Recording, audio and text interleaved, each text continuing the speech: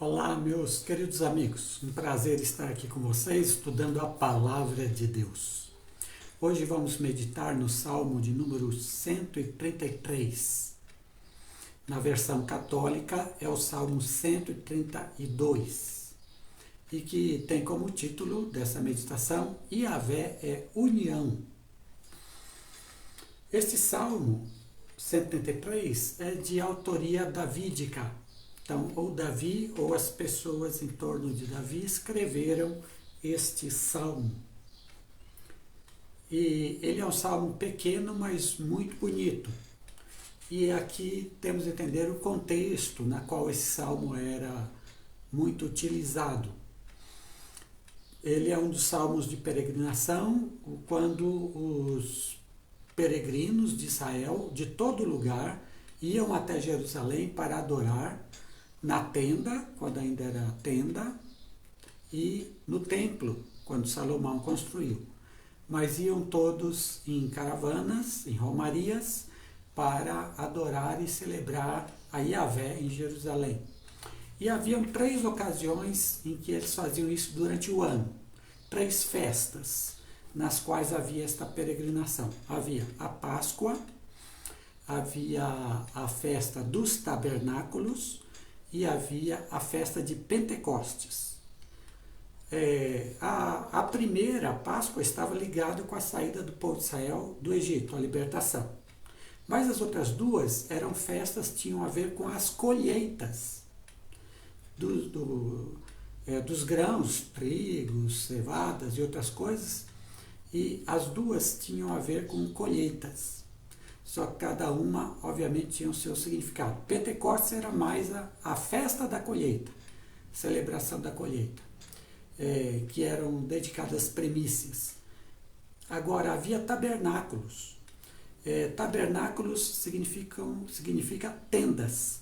Então, era a festa das tendas. Que festa era esta? Era uma festa na qual, por 7 dias, em Jerusalém, eles deixavam suas casas e faziam tendas bem simples, e ficavam naquelas tendas, ali, juntos, naquelas tendas. Qual o objetivo? Lembrar aos israelitas que por 40 anos eles haviam vivido em tendas, quando estavam atravessando aquele deserto, saindo do Egito até chegar à Terra Prometida. 40 anos em tendas. E nesses 40 anos, Deus os havia assumido. E era isso que eles faziam. Eles viviam em tendas para relembrar anualmente isso. Ao viver em tendas, eles comiam juntos. Então era uma festa na qual as pessoas estavam juntas, comiam juntas. E havia a celebração no templo, ou na tenda. Nessa celebração, os sacerdotes, eles haviam um ritual, que era o seguinte: os sacerdotes iam até um tanque, pegavam água, levavam em umas talhas e voltavam e lavavam alguns objetos, o altar, lavavam algumas coisas ali, como a significar uma purificação daquele lugar. Faziam isso todos os dias da festa, eram 7 dias. No último dia, eles faziam isso 7 vezes. E esta era a festa dos tabernáculos. Agradecer a Deus o seu sustento, que mesmo naqueles tempos difíceis, eles tinham de Yahvé. Esta era a festa dos tabernáculos. Salmo 133 diz respeito a esta festa, a festa dos tabernáculos. Eu vou ler o Salmo agora. Ó, quão bom e quão suave é que os irmãos vivam em união. É como óleo precioso sobre a cabeça, que desceu sobre a barba de Arão, que desceu sobre a gola das suas vestes. Como o orvalho de Hermon, que desce sobre os montes de Sião, porque ali o Senhor ordenou a bênção, a vida para sempre. Muito pequeno, mas de muito significado. Vamos, então, tentar entender este salmo. Ó, quão bom e quão suave é que os irmãos vivam em união. O povo de Israel era formado de irmãos. Todos tinham um só pai. Aliás, um patriarcado, né? Abraão, Isaque e Jacó eram seus patriarcas. Todos filhos de Abraão, o pai daquela nação. Eles eram irmãos, portanto. Só que muitas vezes, se você olhar a história no Antigo Testamento, os irmãos brigaram demais. Era tribo contra tribo, família contra família, era uma nação só, depois, por briga, eles se dividiram. Ficou o reino do norte, Israel, o reino do sul, Judá. Entraram em guerra muitas vezes. Então, tantas vezes os irmãos brigaram, né? Fizeram guerra, mataram-se mutuamente. Mas aqui é um cântico dizendo que alegria, que refrigério, que coisa boa é quando os irmãos vivem em união. Portanto, o que se quer é que, se são irmãos, que vivam unidos, que vivam em união. Ou seja, a fraternidade, o fato de serem irmãos, precede a união. Eles devem ser unidos porque são irmãos. Porque são irmãos. E desta forma, devem viver esta unidade. E nessa festa dos tabernáculos, todos viviam em cabanas, nesses 7 dias. Todos estavam juntos. Todos se conversavam, sorriam, se cumprimentavam, conheciam-se uns aos outros e todos comiam juntos.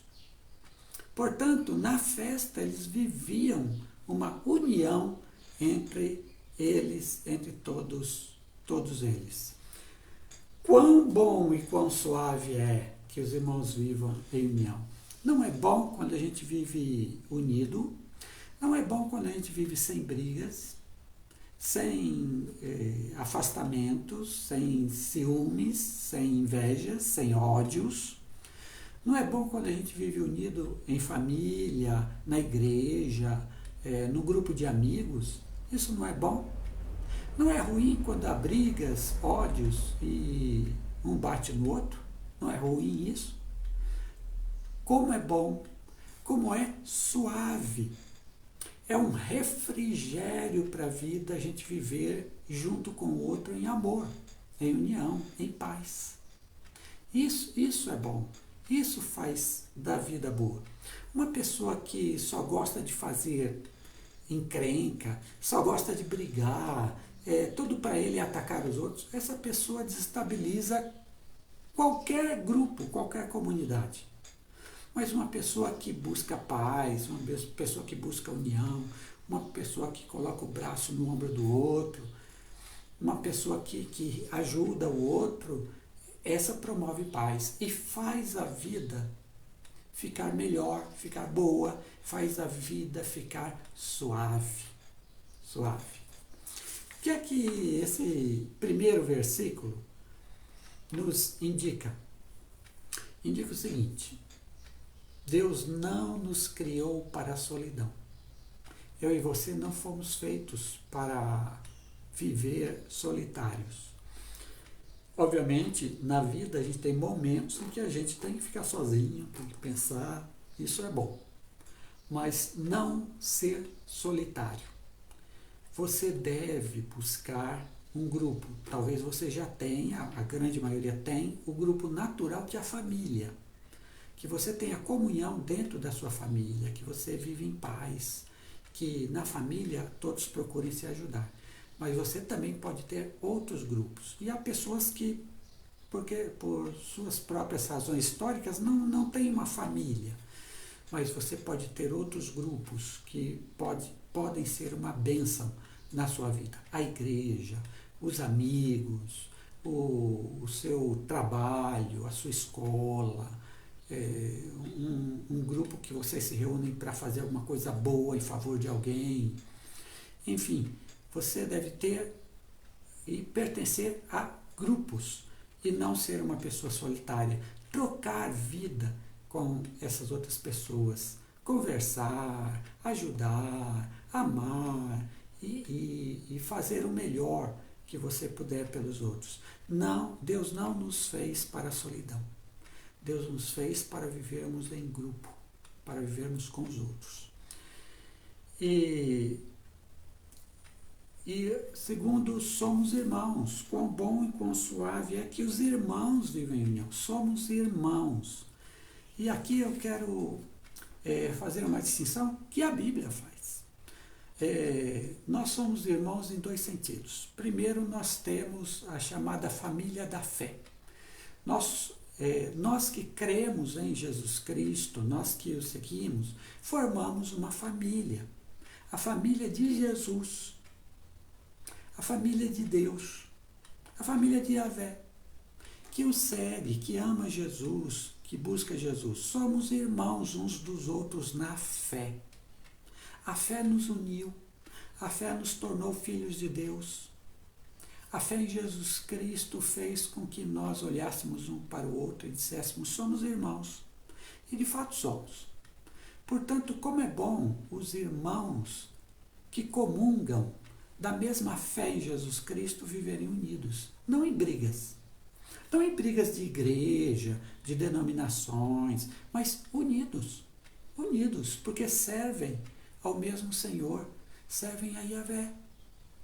Que bom que sejamos unidos. Mas a Bíblia também diz que nós temos um outro grupo muito importante, que se chama o mundo, as pessoas do mundo. Nós também somos irmãos deste grupo maior.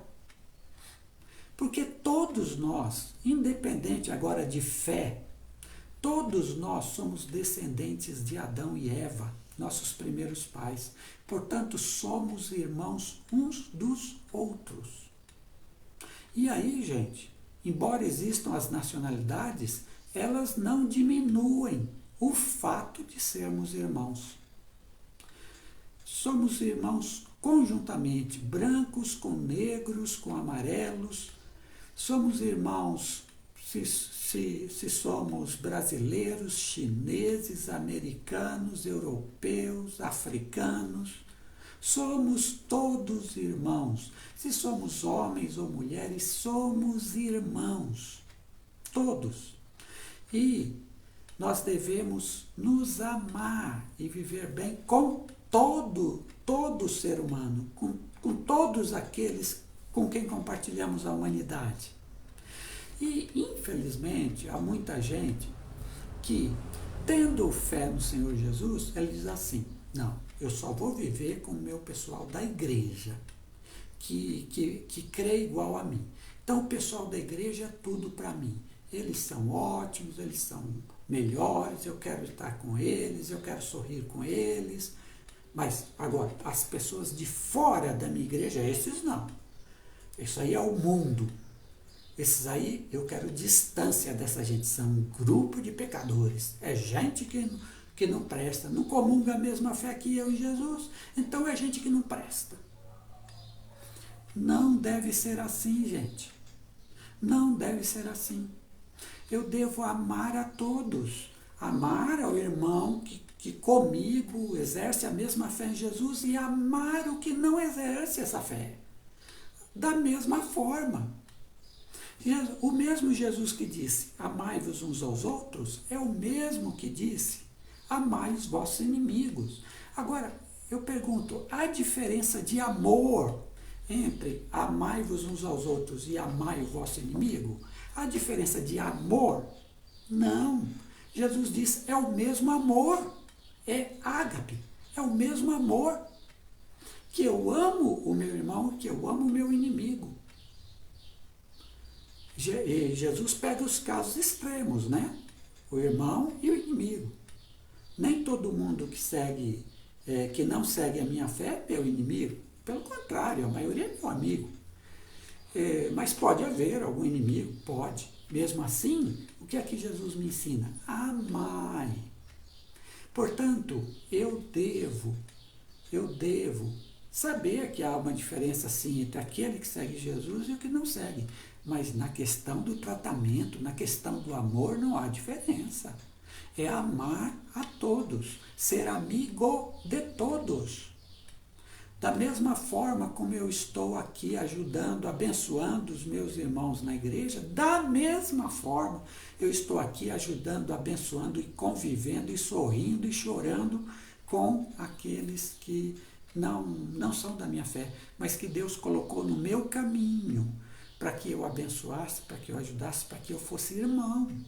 Irmão. Portanto, por conta de Adão e Eva, por conta da humanidade, nós somos irmãos de todo mundo, independente de fé. Somos irmãos de todos. E continua válido o texto também para todos agora.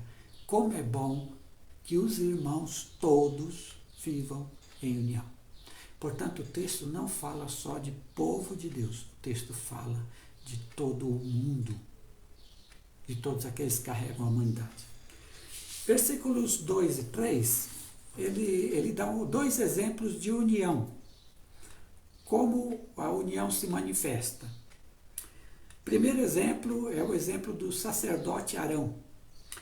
É como óleo precioso sobre a cabeça que desceu sobre a barba de Arão que desceu sobre a gola das suas vestes.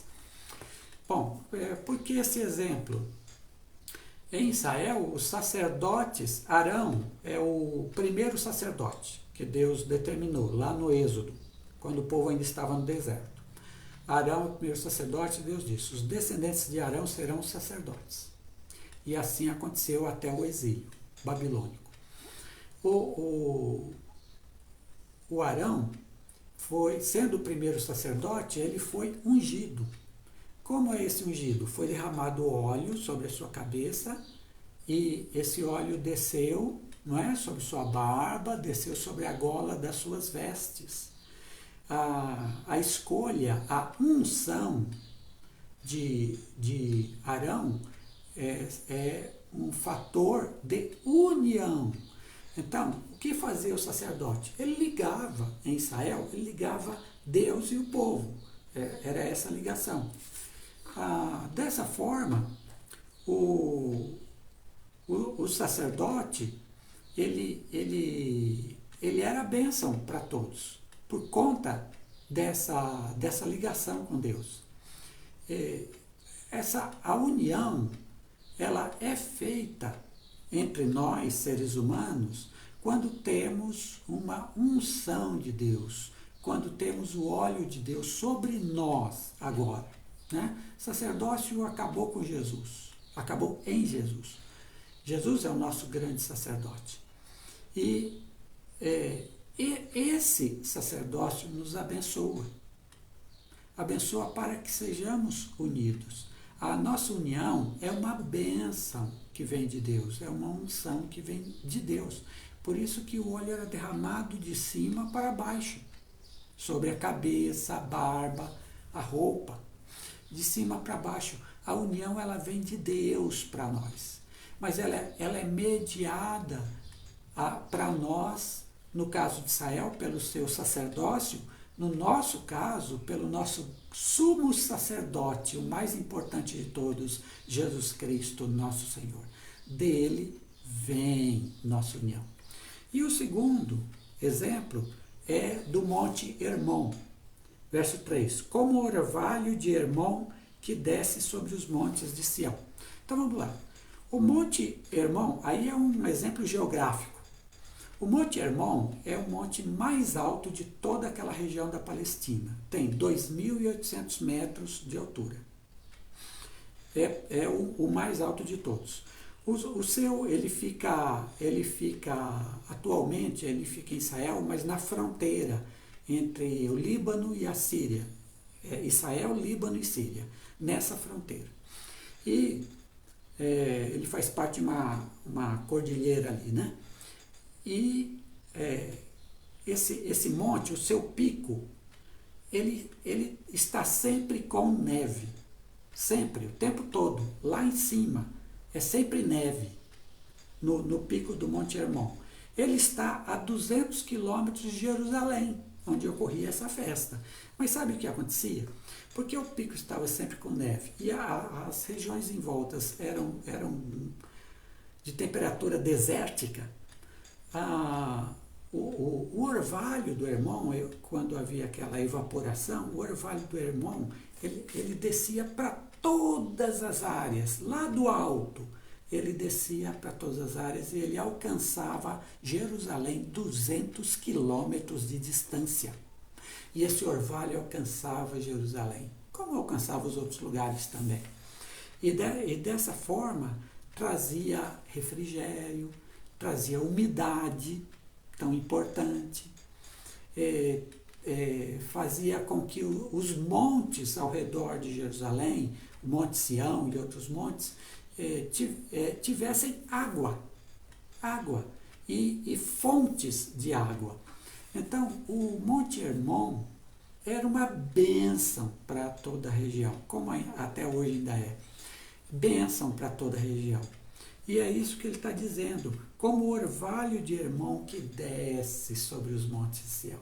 Novamente, a união, o fato de sermos unidos vem do alto, de Deus, Monte Hermon lá em cima, e vai descendo para os montes de Sião, e ali vai produzindo vida. Todos recebem o refrigério que vem do alto. No caso do Monte Hermon, no nosso caso, de Deus, de Yahvé. Todos recebem esse refrigério, essa umidade quando as coisas estão secas, que nos beneficia, que faz tanto bem para todos nós. E diz o texto, ali o Senhor ordenou a bênção e a vida para sempre. O Senhor ordenou bênção e vida para sempre, para nós.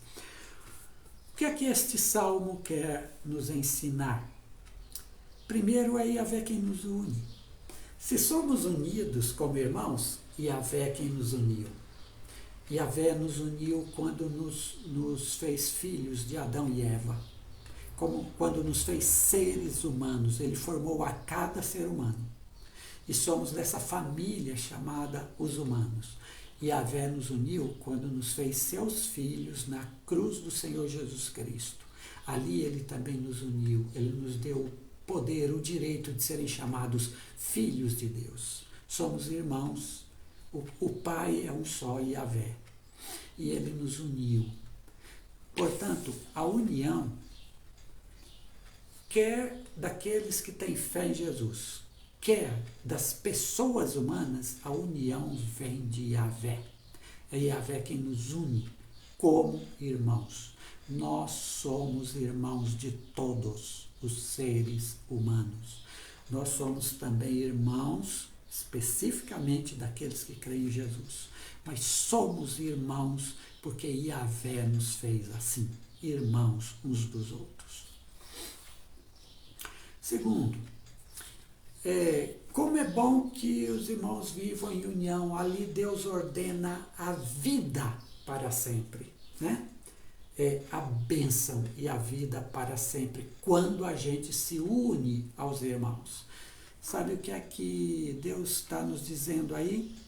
Que Ele vai ser encontrado por nós nos seres humanos, nas pessoas. Você quer encontrar Deus? Você quer amar Deus? Ame as pessoas. Você quer servir a Deus? Sirva as pessoas. Você quer glorificar a Deus? Ajude as pessoas. Seja um com elas. É no outro que Deus se encontra. Certa vez Jesus disse que no final, quando ele fizer o julgamento das pessoas, ele dirá aos justos: tive fome, me destes de comer, tive sede, me destes de beber, e por aí vai. Aí os justos disseram: Senhor, quando fizemos isso? Quando que o Senhor teve fome e nós demos de comer? Quando que o Senhor teve sede e demos de beber? Quando o Senhor estava preso e nós fomos visitar? Quando? Aí Jesus diz: toda vez que fizestes a um destes meus pequeninos irmãos, a mim o fizestes. Deus quer ser encontrado nos irmãos, nas pessoas. Portanto, se você quer amar a Deus de todo o seu coração, você ame seu próximo. Deus é encontrado nas pessoas. Por isso a união é tão importante. Como é bom e suave que os irmãos vivam em união, unidos, porque nós encontramos Deus nos outros, quando amamos os outros. É assim. Aquele que diz, eu amo a Deus e não ama seu irmão, é mentiroso. Como pode alguém amar a Deus que não vê, se não ama a seu irmão que vê? Apóstolo João. E a terceira coisa. Lembra que esse salmo era cantado na festa dos tabernáculos?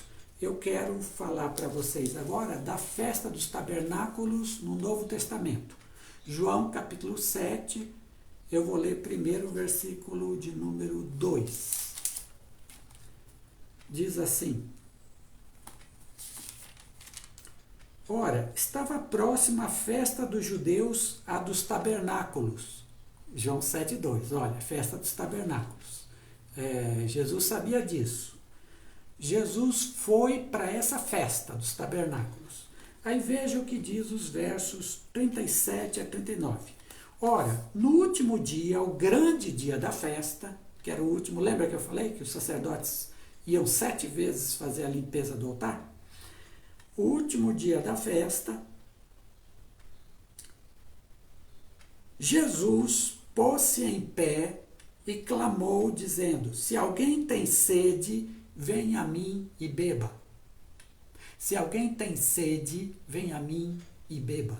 Lembra que os sacerdotes levavam água para purificação? E como a água era importante para a sobrevivência deles, Jesus diz: quem tem sede, venha a mim e beba. Continuo. Quem crê em mim, como diz a Escritura, do seu interior correrão rios de água viva. Ou seja, quem crê em Jesus vai viver uma vida abundante. Salmo 133, porque ali o Senhor ordenou a bênção e a vida para sempre, a vida eterna. Aí Jesus está dizendo aqui no 7,38, do seu interior correrão rios de água viva. Vai sair para abençoar os outros, para abençoar. E leio 39.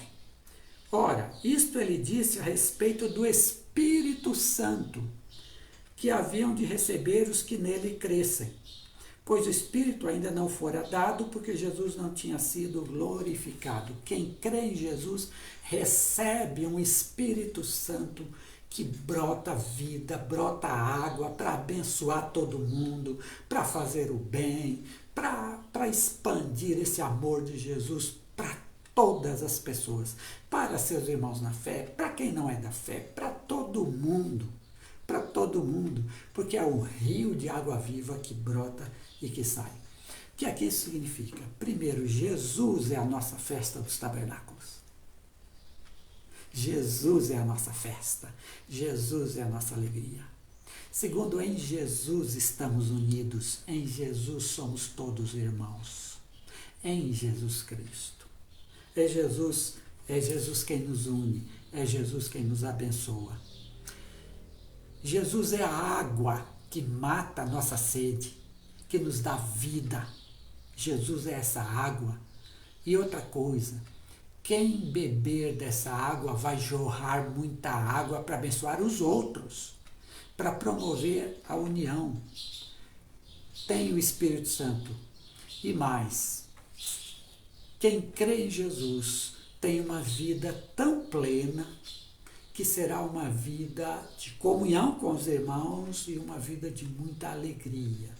Alegria interior, alegria de estar junto com os outros, alegria de abraçar os outros, de beijar os outros, alegria de chorar com os que choram, alegria de se alegrar com os que se alegram, mas estar sempre junto com os outros, desfrutando da alegria, da suavidade da vida, quando a gente vive em amor e junto com os outros.